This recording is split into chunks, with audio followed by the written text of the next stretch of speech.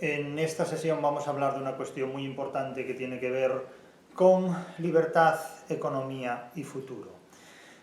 Al hilo de nuestra intervención la semana pasada en la Universidad de Castilla-La Mancha en relación con Cervantes y el comercio, se hicieron una serie de preguntas, algunas de las cuales no fue posible responder públicamente porque el tiempo avanzaba y llegábamos a un final absolutamente irreversible y la asistencia fue muy copiosa, de manera que fueron muchas las intervenciones que se plantearon y que se presentaron.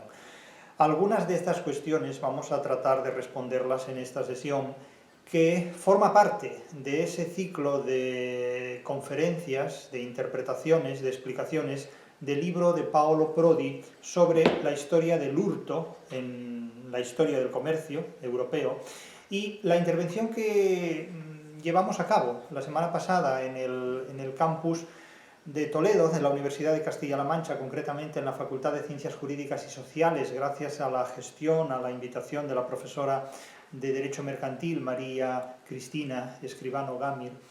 Allí, como digo, nos ocupamos de un capítulo. Nos quedan dos capítulos más, el de esta sesión y otra más que haremos en breve, para concluir este seminario, este ciclo de intervenciones sobre comercio, libertad, Estado, globalización, democracia y también literatura.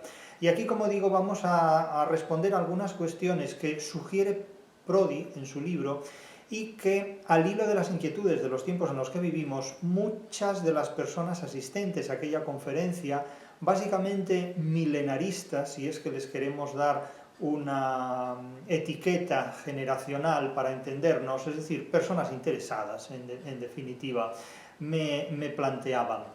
Claro, se observa fácilmente, si vemos el vídeo de aquella intervención y las preguntas a las que tratamos de responder en aquel momento, se observa fácilmente que las personas nacidas desde la década de 1990 en adelante, y sobre todo en el siglo XXI, se encuentran en una época, en una edad biológica, en la que buscan una enorme seguridad. A medida que pasa el tiempo, bien esa seguridad se ha adquirido o bien se renuncia definitivamente a ellas porque uno tiene tantos problemas en su vida que ya no tiene tiempo para buscar seguridad.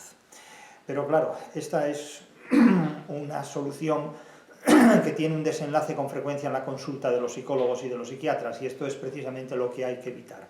Claro, muchas personas allí presentes me preguntaban cuál es el modelo político más solvente que hay que seguir, o cuál es el modelo económico más solvente que hay que seguir. Yo naturalmente no tengo esa respuesta. Esa respuesta solo la da el tiempo cuando entre los diferentes modelos que se proponen gana el más fuerte. Y el más fuerte gana no porque tenga más razón, sino porque conoce mejor el sistema operatorio de la realidad para intervenir en él y disponerlo a su favor. Naturalmente, para eso es necesario no solo tener razón, sino tener también fuerza suficiente para imponer esa razón que se dice tener. Naturalmente, yo nunca hablo en nombre de una ideología, ni hablo en nombre de ninguna filosofía, ni hablo en nombre de ninguna religión. Es decir, ninguna ideología, ninguna religión y ninguna filosofía se encuentran de ninguna manera, ni directa ni indirectamente, apadrinadas o apalabradas o protegidas o promovidas por mi discurso. Yo hablo en nombre de los conocimientos de los que dispongo, es decir, hablo en nombre de criterios científicos. Otra cuestión es que algunas personas interpreten estos criterios científicos en términos ideológicos, en términos filosóficos o en términos religiosos, pero eso ya no es asunto mío, eso ya no es ni siquiera responsabilidad mía, eso es una cuestión de la recepción. Claro, nosotros vivimos en una época donde las ideologías son mucho más potentes que el conocimiento, y me dirán ustedes, ¿y cuándo no ha sido así? Es cierto, la disputa entre conocimientos e ideologías es una dialéctica, es un enfrentamiento, es una oposición que se ha mantenido constantemente desde que el ser humano es ser humano. Es decir, frente a un conocimiento se impone una ideología, se impone una filosofía y se impone una religión, bajo discursos de todo tipo, sobre todo de autoayuda. Tengas en cuenta que la ideología es una actividad humana que se manifiesta sobre todo a través de tres géneros: el género de la filosofía, el género de la religión y el género de la autoayuda. La ideología siempre se presenta como algo que sirve para ayudarte, se presenta como un supremacismo moral en términos religiosos, o se presenta incluso como un supremacismo cultural o intelectual, que es lo que le ocurre a la filosofía, que el que se viste de filósofo parece que sabe más o que tiene más autoridad que los que no se visten de filósofos. Incluso los filósofos van vestidos de forma invertida, en el sentido de que se visten de pobres, de miserables, como podía hacerlo Diógenes, el cínico, etcétera, etcétera. Los soberbios se visten de modestos, es decir, los lobos se visten de corderos, en definitiva. Pero, como digo, yo no hablo en nombre de ninguna ideología, no hablo en nombre de ninguna filosofía y no hablo en nombre de ninguna religión. Hablo en nombre de los conocimientos de los que dispongo, y los conocimientos que dispongo están básicamente determinados por mi formación en literatura, de tal modo que es el conocimiento lo que en todo caso puede disponer la información sobre la realidad, pero no la inversa. Es decir, no permito ni deseo que la ideología determine mis conocimientos, sino que más bien, en todo caso, reinterpreto las ideologías de los demás a partir del conocimiento que con frecuencia uno se ha construido a sí mismo, se ha elaborado en relación, en mi caso, con la literatura, básicamente, no con la medicina o no con la pintura o no ni siquiera con la música, sino esencialmente con la literatura. Por lo tanto, interpreto aquello a lo que me refiero a partir de los conocimientos de los que dispongo y no desde las ideologías que observo en los demás. La ideología proporciona una gran seguridad porque sobre todo permite integrar al ser humano en un grupo, mientras que el conocimiento no suele ser así. El conocimiento más bien disocia al ser humano de grupos ideológicos y enfrenta al ser humano con esos grupos ideológicos. Lo que ocurre es que con frecuencia el conocimiento es muy débil para sobrevivir por sí mismo y por esa razón busca la complicidad, el apoyo o la colaboración con determinadas ideologías. Con frecuencia, cuando alguien tiene conocimientos débiles, busca el apoyo de ideologías fuertes para preservar esos conocimientos. Pero adscribirse a una ideología remite sobre todo una inseguridad cognoscitiva, una falta de conocimiento propio y sobre todo un miedo terrible a vivir fuera de la protección de esa ideología, en definitiva. Porque claro, la pregunta no es cuáles son. La pregunta no es cuál es tu ideología, cuáles son tus ideologías o tu ideología. La pregunta es cuáles son tus conocimientos, y sobre todo se trata de lo que sabes, no de lo que sientes a partir de lo que ignoras. Se trata ante todo de lo que sabes, no de lo que sientes a partir de lo que ignoras, porque las ideologías con frecuencia remiten a la organización emocional de la ignorancia colectiva.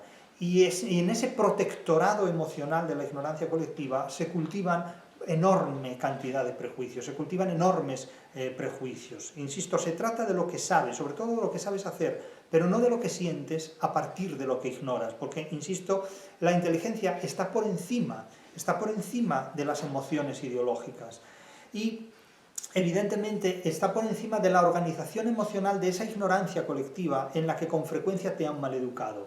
Hay que aceptar que la escuela es un veneno.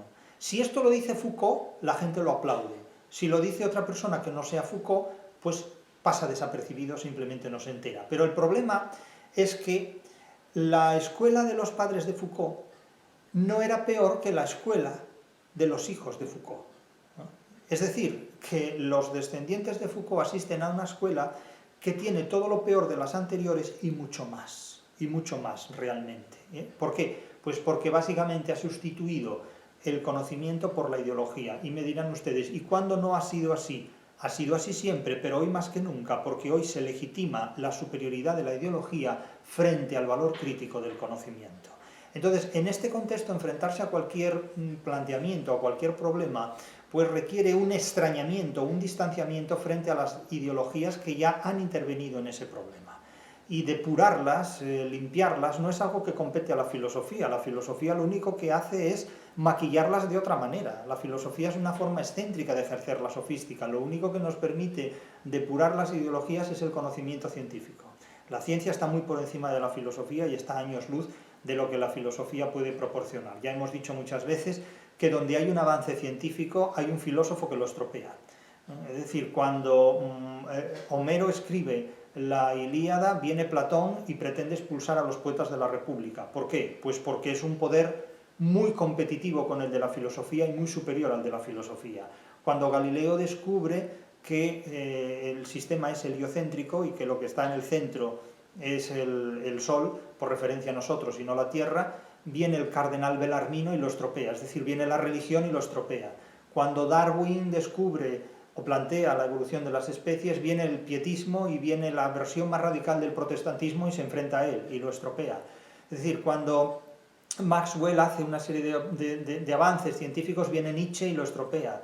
Es decir, viene Freud y lo estropea. Cuando Einstein plantea un nuevo concepto de tiempo, viene Heidegger con su ser y tiempo y lo estropea todo. Es decir, allí donde hay un avance científico, siempre viene un filósofo o un cura, viene la filosofía, la religión o la autoayuda o un gurú que lo estropea absolutamente todo. ¿No? Un ideólogo, en definitiva, que lo estropea absolutamente todo. Por tanto, la ciencia debe preservarse de la filosofía. Los tres grandes enemigos que tiene la ciencia son la filosofía, la religión y las ideologías. Y son precisamente los mismos enemigos que tiene también la literatura, que no es una ciencia y no necesita serlo para enfrentarse a la realidad y para ofrecer de la realidad una interpretación crítica dada a un nivel diferente al que ofrece la ciencia. En este contexto quiero acudir ahora a Prodi muy rápida y muy brevemente para comentar algunos pasajes en este penúltimo vídeo dedicado a las interpretaciones que Prodi hace sobre la economía actual y sobre los cambios políticos que a lo largo del siglo XXI probablemente se aventuran sobre nosotros. Dice Prodi, la formación de un poder económico distinto del poder político del dominio político es una condición esencial para la fundamentación del sistema democrático y liberal. Es decir, que para que funcione la democracia, según Prodi, el poder económico debe ser distinto, debe ser independiente del poder político. No puede estar uno subsumido en el otro. Es decir, que la economía no puede ser un elemento hipotáctico o un elemento hipónimo de la política, no puede estar totalmente subordinado a la política y a la inversa. La política no puede estar totalmente subordinada a la economía. El planteamiento que reconocemos es que históricamente la economía ha estado excesivamente subordinada a la política y hoy día la política está excesivamente subordinada a la economía. Es decir, se ha producido una inversión, pero una inversión excesivamente radical. Advierte Prodi, fue el capital desvinculado de la tierra lo que permitió no solo el nacimiento de la civilización industrial, sino también el nacimiento de nuestras libertades y derechos constitucionales. Yo creo que aquí Prodi es un tanto iluso, un tanto idealista. Sí es cierto que la movilización de la propiedad de la tierra, reemplazada por la movilización del capital, permitió una más amplia y una indudablemente mejor redistribución de la riqueza. Dicho de otra manera, en la época del Imperio Romano, los ricos eran los terratenientes, los que tenían tierras, y los pobres eran los que carecían de ellas. En el Imperio Romano apenas el 5% de la población acumulaba toda la riqueza del imperio en la posesión de las tierras. Cuando la riqueza no se limita a la posesión de las tierras, sino al control de un capital que circula libremente, la distribución de la riqueza es muy superior a la que puede proporcionar simplemente la posesión de tierras inmovilizadas. Ahora bien, lo que ocurre en nuestro tiempo es que la fluidez de estos capitales tan masivos y tan acaudalados está limitada casi a un 5% de la población mundial, podríamos decir, y esto supone que de nuevo la riqueza quede limitada a muy pocas personas, a pesar de toda la movilidad de este capital. ¿Qué ha ocurrido entonces para que volvamos de nuevo a un punto de partida en cuanto a la riqueza, en cuanto a la tesorería de esta riqueza? Pues han ocurrido una serie de cosas que para Paolo Prodi resultan alarmantes y han ocurrido con la complicidad del poder político, que queda en este contexto actual del siglo XXI completamente subordinado al poder mercantil, al poder del mercado. Y esto resulta para Prodi resulta muy inquietante. Según Prodi, este es un mundo en el que tal vez ya hemos abandonado una serie de características y de prerrogativas de mundos anteriores. En el contexto de la globalización, según Prodi, surge un nuevo tipo de economía y plantea Prodi una cita de Jeremy Rifkin, que voy a leer, es una cita muy breve, muy clara, muy precisa, y que dice así. Prodi cita a Rifkin y dice: En nuestro tiempo se empiezan a desintegrar los fundamentos de la vida moderna. La vida moderna sería la que comienza en el Renacimiento y la que termina con la Segunda Guerra Mundial, sobre todo en la segunda mitad del siglo XX. Las instituciones que en cierto momento estimularon a los hombres a entrar en conflictos ideológicos, revoluciones y guerras, se ven lentamente enterradas por el despertar de una nueva constelación, diríamos organización, de realidades económicas, que contribuyen a que la sociedad reconsidere los tipos de vínculos y fronteras que definirán las relaciones humanas en el siglo venidero, es decir, en el siglo XXI. El libro de Rifkin se traduce al italiano en el año 2000 y al español en el año 13. En esta nueva era, prosigue Rifkin, los mercados van dejando sitio a las redes y el acceso sustituye cada vez más a la propiedad. Creo que Rifkin entiende aquí acceso por uso, es decir, es propietario de algo quien usa algo y no quien tenga el título de propietario de ese algo. Diríamos que el propietario de una vivienda sería quien la ocupa o quien la usa, pague o no un alquiler o unos impuestos, al margen de que el propietario sea el titular de la escritura. Supongo que me comprenden. Es decir, el dueño de algo es quien usa ese algo y no quien tenga los derechos o los títulos por escrito de ese algo. Por lo tanto, como las empresas y los consumidores comienzan a abandonar la realidad básica de la vida económica moderna, el intercambio mercantil de la propiedad entre compradores y vendedores también se abandona. De tal forma que, claro, se introduce un nuevo concepto de mercado, un nuevo concepto de comercio, un nuevo concepto de negocio y hasta cierto punto también un nuevo concepto de relaciones económicas y financieras. Claro, yo no sé si quienes trabajan en derecho mercantil se dan cuenta de que su amo ha cambiado. En el siglo pasado, el amo del derecho mercantil era el Estado, pero es posible que en el siglo XXI el amo, el dueño, el jefe del derecho mercantil sea el mercado. Es decir, que sea el mercado quien codifica las leyes del derecho mercantil y ya no el Estado, sino que el Estado recibe las normas del derecho mercantil ya codificadas por el Estado. Me dirán que esto ya ocurría antes, indudablemente, todo ha ocurrido antes, pero ahora de una manera muy especial y mucho más irreversible, y mucho más totalitaria, mucho más global, porque antes el derecho mercantil de cada Estado tenía que casar con el derecho mercantil de otros Estados y con un derecho internacional público y también privado. Pero es que hoy día da la impresión, vamos a ser prudentes, da la impresión de que el mercado impone las leyes sobre la totalidad de los países. El mercado decide la moneda que se acuña y que utilizan determinados países, de un mercado común, porque parece que el mercado común es el que gobierna la economía de cada país particular e individual, y que es un mercado común el que acuña una moneda que los demás estados, renunciando a la moneda histórica propia, asumen como propia. El mercado común dispone que los bancos nacionales sean reemplazados o estén sometidos a un banco común, supranacional, global, internacional. Entonces, claro, en este contexto, ¿quién dispone las normas del derecho mercantil? ¿Los estados o el mercado? Porque si el mercado acuña monedas y el mercado gestiona los bancos, ¿qué le queda a cada país? Obedecer. Obedecer las normas de un derecho mercantil supranacional, internacional, globalizado.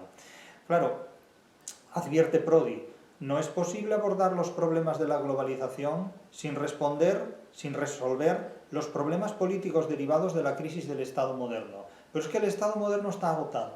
El modelo de Estado moderno en estos momentos está agotado, y está agotado porque no tiene alternativa de fortaleza. Es un Estado profundamente débil, es un Estado en el que las fuerzas de seguridad están supeditadas a una especie de catecismo de una docilidad extraordinaria. Es un Estado que no puede preservar ni proteger la propiedad individual, porque la propiedad individual, la propiedad privada individual, se ha socializado, se ha comunizado, en definitiva, y no se protege. Es decir, todo es de todos porque nada es de nadie. Es decir, uno pierde la propiedad, pierde los derechos de propiedad desde el momento en que cualquiera tiene reconocidos derechos, legales o no, para utilizarla en un sentido propio, en unas condiciones propias. De tal forma que el hurto ha cambiado completamente de sentido legalmente en nuestro tiempo. Es decir, el concepto de hurto entra en una nueva dimensión, no solo semántica, sino también jurídica, legislativa, civil y penal. Claro, parafrasea Prodi la famosa frase de Cabino Casese. Podría decirse, la economía está globalizada, el Estado no. Pero es que el Estado llega un momento en que ya no está. O sea, el Estado no está. Hay normas que el Estado recibe emitidas por una entidad superior y a las cuales queda supeditado. Entonces, ¿Estado para qué? Como le preguntaban al otro, ¿y libertad? Y él respondía, ¿libertad para qué? ¿Estado? ¿Estado para qué?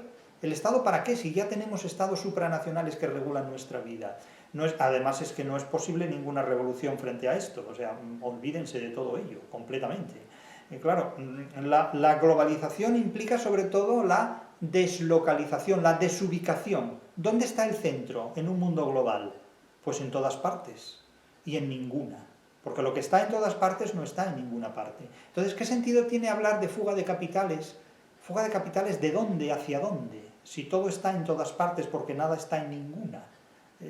Claro, hay delitos que van a quedar no prescritos, sino simplemente desfasados. Delitos que quedan fuera de lugar, ya, completamente. Porque todo está deslocalizado. La riqueza no está en la posesión de la tierra, pero es que ni siquiera está en la posesión de un capital que nadie sabe dónde está exactamente. Llegado el momento. Y advierte Prodi, el mundo de las finanzas toma el relevo, se identifica con el mundo político reconstruyendo un monopolio de poder que elude las leyes de la democracia liberal en la que aún creemos vivir. A mi juicio, esta frase me parece la frase clave de toda la obra de Prodi. Es decir, el mundo político actual se reconstruye a partir de las exigencias del mundo financiero y da lugar a un monopolio de poder que se sustrae, que elude, que evita las leyes de la democracia liberal en la que aún creemos vivir. Claro, esta declaración, esta afirmación, reconoce una implicatura. Una implicatura es aquella condición que debe ser real para que lo que se dice sea cierto. Es decir, aquí reconoce una implicatura, que la democracia liberal ya no existe. Es decir, se eluden las leyes de una democracia liberal en la que aún creemos vivir. Para que esta afirmación sea cierta, la implicatura que se postula es que la democracia liberal ya no existe. Y si no existe la democracia liberal, ¿qué democracia existe? ¿La democracia totalitaria? Pregunto. Porque claro, si la democracia funciona como un totalitarismo, es porque la democracia es un totalitarismo que funciona fingiendo ser una democracia. Claro, y esta es una cuestión a la que los especialistas en el mundo en el que vivimos pues sabrán responder. Claro, el problema, como advierte Prodi, no es que no haya lugar para la reconstrucción de nuevos imperios, es que ya no hay, es que no lo hay. Es que geográficamente no hay espacio para construir nuevos imperios, dice Prodi. Digan lo que digan los inventores de historias. Los inventores de historias son frecuentemente los ideólogos, los filósofos, los profetas y los gurús, ¿no? Sí lo hay, dice Prodi, desgraciadamente, para el choque de civilizaciones y el choque de zonas económicas. Bien, esto lo ha habido siempre. Esto es la dialéctica entre estados, la dialéctica entre imperios, llámenlo como quieran. La dialéctica entre cromañones y neandertales, entre bárbaros y civilizados, entre ignorantes e inteligentes, llámenlo como quieran. Pero lo que sí es cierto es que, el planteamiento político y económico en el que viviremos a lo largo del siglo XXI es inédito desde el punto de vista de que desde el Renacimiento hasta hoy el contexto económico y político ha sido más o menos el mismo con la división del antiguo régimen frente al nuevo régimen. Pero es que ahora mismo se instaura un nuevo régimen económico, financiero, sin que nadie pueda controlarlo de manera efectiva y de manera solvente. Pero sí es cierto que unos lo dominan y otros lo sufren, ¿no? Aunque ese control sea siempre incierto e inseguro. A mi juicio, los límites del conocimiento de Prodi comienzan, como los límites del conocimiento de cualquiera, con la idealización de la realidad. Y creo que Prodi evoca un idealismo para salir del paso. Y no me extraña que lo haga porque en realidad nadie ve una solución a este conflicto, a este problema. La solución es que unos mandan y otros obedecen, que unos son los amos y otros son los esclavos. No hay la menor duda de esto. Pero el idealismo de Prodi se manifiesta así, en esta afirmación. Miren, Se trata, dice Prodi, de una verdadera falta de conocimiento histórico a largo plazo, de conocimiento histórico, de conocimiento literario, de conocimiento matemático, de conocimiento de todo tipo, porque no hay más que ver los programas educativos de escuelas, institutos de enseñanza secundaria y universidad, que estudian ideologías, nada. Se trata de una verdadera falta de conocimiento histórico a largo plazo, pero frente a tales visiones apocalípticas, solo tenemos las propuestas bien intencionadas de filósofos políticos o del derecho, filósofos de la política o del derecho, que vuelven a poner en abstracto doctrinas tomadas de los esquemas del derecho natural neocantiano o del contractualismo, o que se oponen a las teorías comunitarias y liberales estatistas de Rawls o de Habermas. Bien, es decir, ¿qué es lo que tenemos como solución? La filosofía. ¿La filosofía de qué tipo? La filosofía idealista. Es decir, los gurús de la política, los gurús del derecho, los gurús de cualquier cosa. Claro, por este camino vamos al lema de arrepentíos, que el fin está cerca, ¿no? Es decir, los anuncios apocalípticos. Es decir, esto sirve para hacer películas de Hollywood, o para entretenerse, o para hacer debates entre adolescentes y ergotistas del más variado pelaje, pero no sirve para ser inteligente. Claro, Prodi se plantea claramente la pregunta que nos hacemos todos los que llegamos a este contexto, y es decir, ¿va a sobrevivir la democracia en una situación de esta naturaleza? ¿O va a sobrevivir filológicamente la democracia, onomásticamente? Se habla de un término, democracia, detrás del cual no hay nada realmente. Hay un totalitarismo financiero, en definitiva. Mi curiosidad, dice Prodi, no como historiador, sino como hombre preocupado por el futuro, es analizar si los ámbitos de la política y el mercado serán capaces de dotarse de las estructuras políticas adecuadas para soportar la dialéctica con el nuevo poder económico, es decir, el enfrentamiento con el nuevo sistema financiero. Y si eso permitirá la supervivencia o la aparición de nuevas formas de Estado legal y de democracia que no coincidan con las nacionales supervivientes. Vamos a ver, a mi juicio, la democracia tal como la hemos conocido ya ha desaparecido. Es decir, podríamos decir en una frase sintética, la democracia no es lo que era. La democracia no es hoy lo que era ayer. La democracia de Ogaño no es la democracia de antaño, es otra cosa. Para unos será mejor, para otros será peor. Yo no entro en esto, ya insisto que yo no hablo en nombre de ideologías, no hablo en nombre de religiones, no hablo en nombre de filosofías. Hablo en nombre de los conocimientos de los que dispongo. Y los conocimientos de los que dispongo me dicen que la democracia de hoy no es la democracia de ayer. La democracia no es lo que era.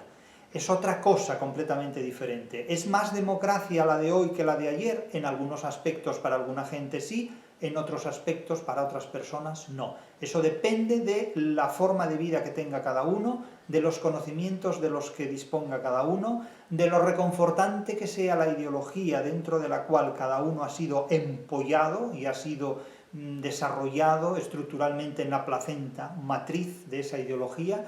Eso depende de lo que cada uno asuma. Los creyentes asumen las enfermedades que padecen de una manera muy distinta como las asumen aquellos que no creen en ningún Dios.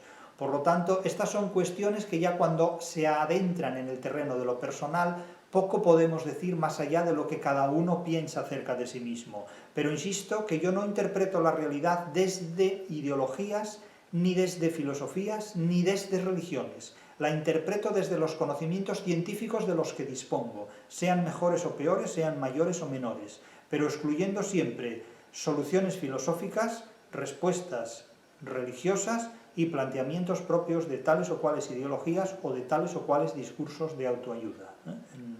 Por lo tanto, nada más lejos de todos estos planteamientos. Y conforme a los conocimientos científicos de los que dispongo, a mi juicio, la democracia de hoy no tiene nada que ver con la democracia de ayer, no tiene nada que ver con la democracia de hace 30 años y, desde luego, el Estado que evoluciona ya adentrándonos casi en la mitad del siglo XXI no tiene nada que ver con el concepto de Estado que yo conocí pues hace 40, 50 o siquiera 30 años. Es un Estado completamente diferente, que concibe la propiedad privada de forma diferente, que concibe las relaciones mercantiles, comerciales y económicas de forma completamente diferente a como yo las viví durante mi adolescencia o durante mi infancia, y los cambios se han precipitado tanto que me atrevo a presuponer que en la segunda mitad del siglo XXI el Estado tal como lo conocemos habrá dejado de existir y la democracia tal como la conocí ya definitivamente habrá dejado de existir. Pero eso ya será un reto, será un desafío al que tendrán que enfrentarse sobre todo los asistentes a mi conferencia el pasado jueves, el 10 de octubre, en la Facultad de Ciencias Jurídicas y Sociales de Toledo, en la Universidad de Castilla-La Mancha. Eso ya será una cuestión a la que ellos básicamente tendrán que enfrentarse sin que nadie lo remedie. Ahora, lo que nos hace fuertes es el conocimiento científico, lo que nos debilita tremendamente es la ideología. La ideología dota de una fuerza completamente aparente, como la religión dota de una fe, pero no de una razón. Es decir, solo el catolicismo trató de hacer equiparables o compaginables la fe y la razón, el protestantismo desprecia abiertamente la razón.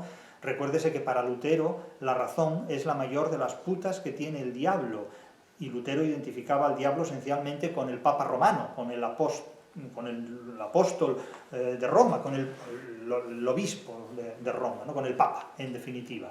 Entonces, claro, el éxito del mercado puede ser precisamente su fracaso, pero el fracaso del mercado no es el fracaso de los amigos del comercio, es el fracaso de los que no reciben los beneficios del comercio, ¿no? Y claro, hay amigos del comercio que fracasan porque son falsos amigos del comercio, porque simplemente hacen el papel de extras en la película de los éxitos comerciales. Cito a Prodi de nuevo. La hegemonía del poder económico planetario sobre un poder político en crisis, incapaz de superar la forma del Estado moderno, aquí coincidimos Prodi y yo, es decir, el Estado moderno está agotado completamente, y sobre las normas éticas, amenaza directamente la propia supervivencia del mercado tal como lo hemos conocido en su dialéctica secular. Sí, pero es que el mercado se ha transformado mucho más rápidamente que el concepto político de Estado. Es decir, el mercado está preparado para navegar en los mares de la globalización, el Estado no. El mercado tiene un equipamiento globalista perfecto, el Estado no. El Estado no es capaz de integrarse en el próximo ciclo histórico en el que entramos, el mercado sí. Es decir, en la puerta de la historia que tenemos que atravesar en los próximos años, el mercado ya está instalado, sin embargo el Estado tiene prohibida la entrada. Es decir, no podrá atravesar esa puerta. El Estado moderno, para llegar a ese estadio, para llegar a esa nueva etapa del siglo XXI, tendrá que disolverse completamente.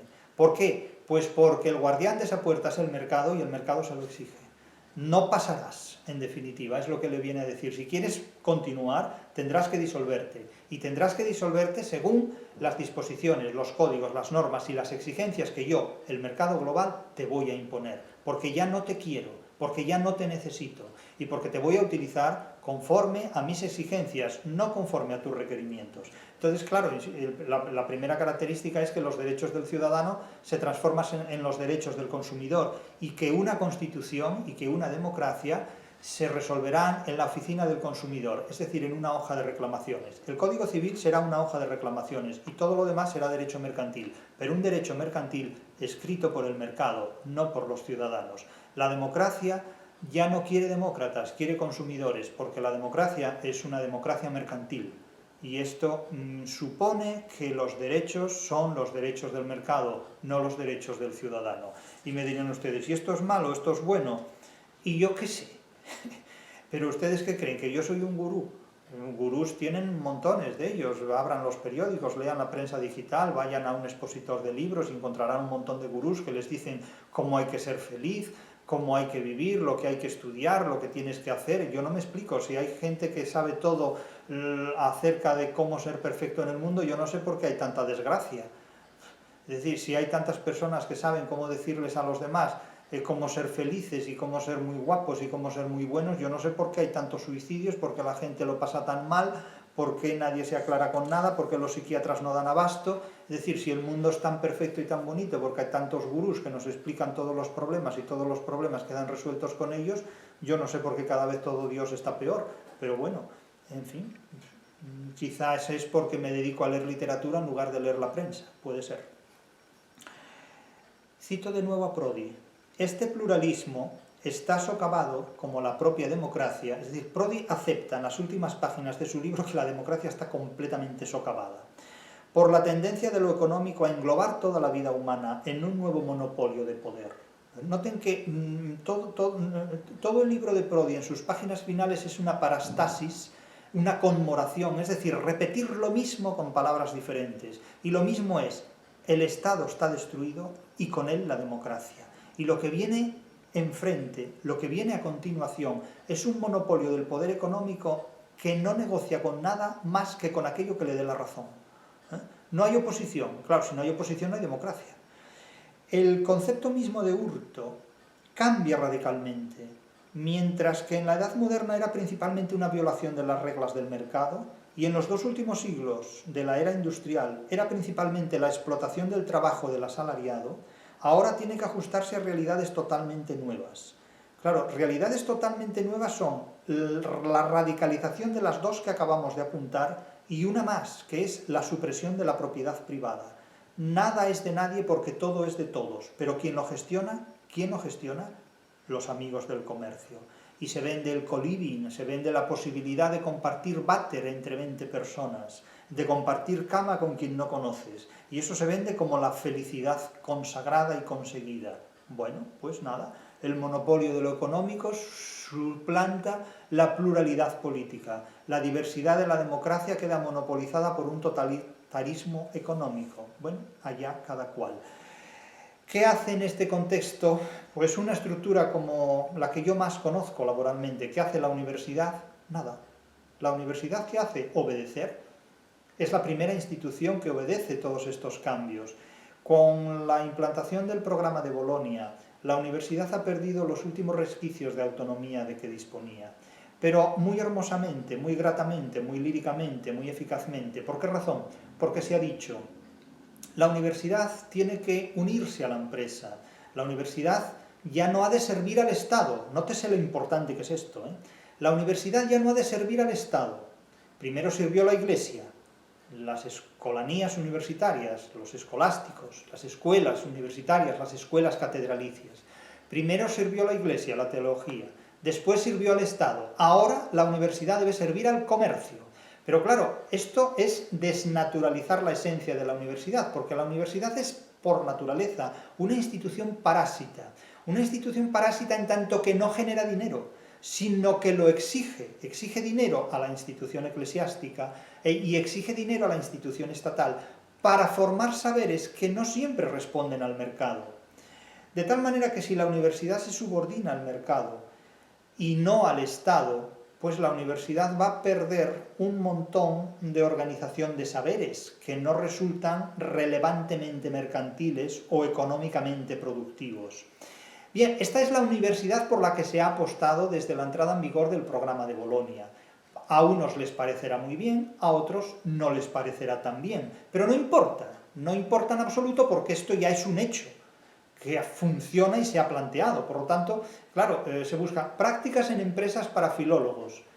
Eso no va a existir en ninguna parte, evidentemente, porque las empresas no están para pagar a filólogos, evidentemente, sobre todo cuando la gente se expresa con emoticonos, cuando hay traductores e intérpretes automáticos y mecanizados que no requieren ni siquiera la presencia de un intérprete humano, de un traductor humano. Es decir que, claro, fíjense de nuevo, cito a Prodi y vuelvo luego sobre este argumento. El problema es que la frontera entre el robo y el comportamiento honrado, entre lo legítimo y lo legítimo, ha desaparecido realmente. Ha desaparecido porque simplemente al mercado no le interesa y porque ha colocado estos supuestos en otros contextos. Es decir, la aparición de un capitalismo financiero totalmente nuevo, deslocalizado, invisible e irresponsable. Prodi lo califica moralmente de irresponsable, porque lo que está en todas partes no está en ninguna. La riqueza ya no está en las manos de un terrateniente geolocalizable, no, está en cualquier parte del planeta. La limitación de los recursos del planeta, en particular los energéticos y las materias primas, es decir, que están monopolizados por unos grupos que los pueden vender a los demás. Se puede vender el aire o se puede vender el agua. Es decir, se puede negar el acceso al aire y se puede negar el acceso al agua, algo impensable en tiempos pretéritos. Y las amenazas que se ciernen sobre la naturaleza, no solo en términos de crisis ambiental, sino también genética y de control de nuestra vida cotidiana por parte de las grandes empresas. Estos son los temores de los que habla Prodi. Y yo me pregunto, ¿qué hace la universidad para reflexionar sobre estos asuntos. ¿Qué hacen las instituciones destinadas a la promoción del conocimiento científico para contrarrestar el poder ideológico que nos conduce a situaciones de esta naturaleza? ¿Qué hacen? Nada. Se han convertido en cómplices básicamente de este tipo de poderes, porque, como digo, desde el momento en que un programa como el de Bolonia supedita a la universidad a los intereses del comercio, a los intereses de los amigos del comercio, naturalmente hay un montón de grados en las denominadas humanidades que están destinados a desaparecer. Ya estamos hoy ante la segunda generación, los llamados milenaristas, que acceden a la mayoría de edad y la rebasan sin disponer de ningún tipo de conocimiento literario acerca de la realidad en la que viven. Claro, cuando la literatura y el conocimiento literario, que es uno de los sistemas inmunológicos más potentes contra todo tipo de enfermedades mentales, no se posee, pues el resultado es que el ser humano queda a merced de todo aquello que lo hace enormemente más vulnerable ante la realidad a la que se enfrenta. En definitiva, se dice, es que la universidad debe establecer relaciones con la empresa. Yo, cuando oigo hablar de este modo a la gente, digo, me recuerda esta manera de hablar a ese proverbio que unos dicen que es chino y otros dicen que no saben de dónde es ese proverbio, que dice, si el huevo da contra la piedra, malo para el huevo, y si la piedra da contra el huevo, malo para el huevo. La universidad en este contexto tiene más que ver con el huevo que con la piedra. Cualquier relación de la universidad con la empresa es una relación que, si no se negocia muy bien, deteriora enormemente la universidad, porque la desnaturaliza de su verdadera función y además le hace perder independencia. La universidad debería ser un poder independiente frente a otros poderes y debería ser ante todo un poder independiente del poder económico, más concretamente independiente del poder mercantil. Cuando la universidad queda sometida, queda subsumida al poder mercantil, lo único que la universidad puede proporcionar a la empresa es ideología, pero no conocimientos científicos, salvo en materias tecnológicas, salvo en el caso de universidades politécnicas, desde la elaboración de bombas atómicas hasta la elaboración de programas informáticos, del tipo que sea. Pero, ¿cuál es el papel que puede tener la literatura en un mundo en el que la universidad queda completamente sometida a los imperativos del comercio? ¿Qué ocurre cuando la universidad se convierte en la ramera de las empresas? Pues que en ese contexto la literatura tiene muy poco que hacer, salvo ocupar el puesto más ínfimo del prostíbulo en ese tipo de relaciones. Claro, evidentemente trabajar en esas condiciones, pues no quiero ya decirles qué es lo que supone. Cuando alguien tiene que renunciar al conocimiento científico de la literatura a cambio del conocimiento ideológico de la realidad. Evidentemente esto encaja perfectamente bien con el mundo académico anglosajón, que es un mundo que se ha empeñado desde siempre en negar la capacidad científica de los estudios literarios. El mundo académico anglosajón siempre ha negado toda posibilidad de estudiar científicamente la literatura, porque esa es la pieza clave que permite exterminar el valor del conocimiento humano en el que se fundamenta la tradición literaria hispano-grecolatina, la literatura como una forma de conocimiento alternativo, no diré superior o inferior, sino simplemente alternativo, dado a una escala diferente del conocimiento científico que puede proporcionar la matemática, la termodinámica, la química o la física. Es decir, la literatura es un conocimiento alternativo a otros conocimientos politécnicos, por así decirlo, pero ni es inexacto, como pretende el kantismo, ni es subjetivo, como pretende la posmodernidad, ni carece de fundamentos científicos, como pretenden todos los ignorantes que no saben ni qué es la ciencia, aunque presumen y exhiben saberlo cuando no han construido ningún descubrimiento científico, porque teorías científicas se pueden construir las que se quieran, porque eso no deja de ser rompecabezas filológicos, es decir, estructuras verbales que no tienen ninguna validez más allá de la terapia de grupo en la que se promueven y fundamentan. Pero lo importante no es describir una teoría científica, lo importante es fundamentar un teorema que va desde el pitagórico hasta la teoría de la relatividad de Einstein, en definitiva, o la física de Newton. Es decir, es mucho más valiosa la física de Newton, ¿verdad?, que todo el idealismo kantiano, construido precisamente para oponerse a la física de Newton. Es mucho más valiosa la teoría helocéntrica de Galileo que toda la condena verborreica del cardenal Bellarmino. Es mucho más valiosa la teoría de la relatividad de Einstein, que toda la retórica vana, vacua y vacía de Ser y Tiempo de Heidegger, que es un libro del que podía estar hablándose durante toda la eternidad, porque es imposible decir nada a propósito de eso. Eso no es más que un montón de logoterapeutas en relación a unas verborreas que no conducen a ninguna parte. La literatura no tiene nada que ver con eso, no tiene nada que ver ni con la filosofía, ni con la religión, ni con la autoayuda. Tiene más que ver en este punto con la ciencia, porque tiene, como la ciencia, enfrente de sí tres enemigos: la filosofía, la ideología y la religión. En este contexto, evidentemente, supeditar la universidad a las exigencias del mundo empresarial y a las exigencias de los amigos del comercio supone que los estudios literarios quedan, por supuesto, expulsados de la República, tal y como pretendía Platón, y que, por supuesto, la formación literaria queda en manos de autodidactas que tendrán que seguir a profesores formados en literatura que son hoy día, sinceramente, prácticamente inencontrables y que, desde luego, no van a estar en la universidad del siglo XXI.